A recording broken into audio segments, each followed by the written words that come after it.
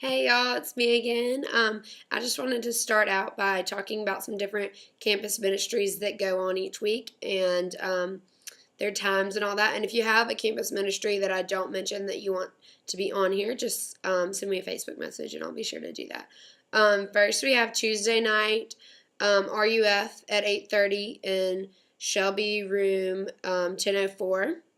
And then also Tuesday night Navigators at Calvary Annex at 8, and the Calvary Annex is like diagonal from the main Calvary Sanctuary.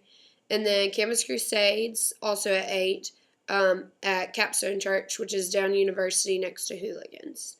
And then we have Wednesday night, The Well, which is at 8 o'clock, and Thursday night at 8 o'clock is Unashamed, and that's at Lighthouse Church on 14th Street.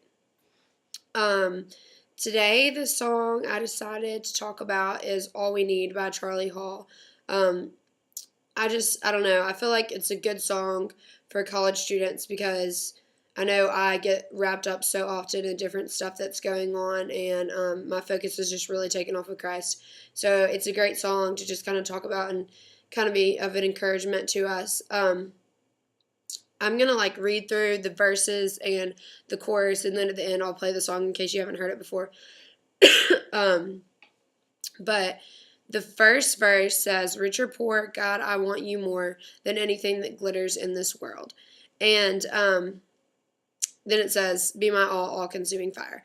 And I just feel like that is such an encouragement because there's so many times when we get caught up in, whether our future is going to be, a wealthy future, whether it's going to be abundant, where we're going to be living, even if it's not abundant, are we going to be comfortable with life? What if God puts us somewhere that's not comfortable?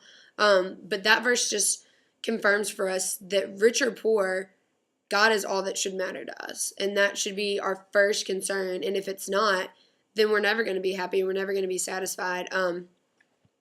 And also, it says, "Be my all-consuming fire," and I really like that line because I feel like it's the image of a fire is just so beautiful and so true to our walks with Christ because I know when I kind of get out of the swing of things and when I'm kind of going through something hard, it's easy for me to just push aside God and just not spend time with Him. But if I take that one step to get back into my relationship with Him, say a couple prayers, do my devotional that I haven't done in a while, or, whether it's going to church on Sunday, Wednesday, Tuesday, whatever night of the week, whether it's just something small, talking to a friend about it, if I take that step and start pursuing God, then He blesses me so much for that. And it's like a fire. All of a sudden He just builds this passion up in me and it just grows, and all I want to do is those things: go to church and talk to my friends about Christ and do my devotionals and just whatever it is, worship the Lord and just spend time with Him. And so I think that line is really encouraging to know that it's not like other relationships with our friends where when you get close to them you kind of have that awkward feuding, and sometimes when you're getting closer to them or you're spending lots of time with them, it really can just turn things in a bad direction, and all of a sudden, you're feeding off of each other in a negative way. But with Christ, the more time you spend with Him, the closer you get and the more excited you get and the more satisfied you get. And it's just an awesome feeling to know that it's a positive thing to spend more time with Him, and that that fire just keeps building and growing in you where it's all you desire. So I really like that image. And then the second verse says, "You can have all my hands can hold, my heart, my mind, my strength and soul." And then once again it says, "Be my all-consuming fire."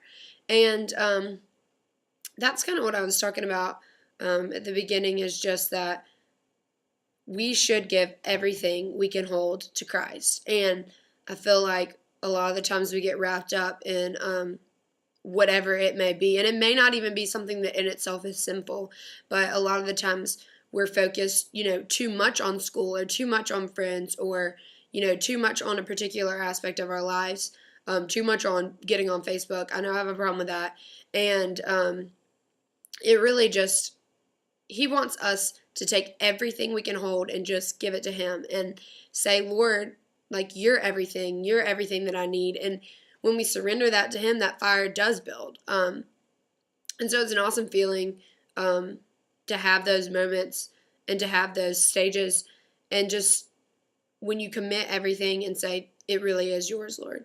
And so I think that's a good thing to keep in mind, is that we do need to give everything we can hold, everything that we're focused on, to him. Okay, and then the chorus says, all we need, all we need, all we need is you. And it repeats that. And I don't know, it also at the beginning, there's a chorus that says, we have all we need in you, all we need is you, all we need is you.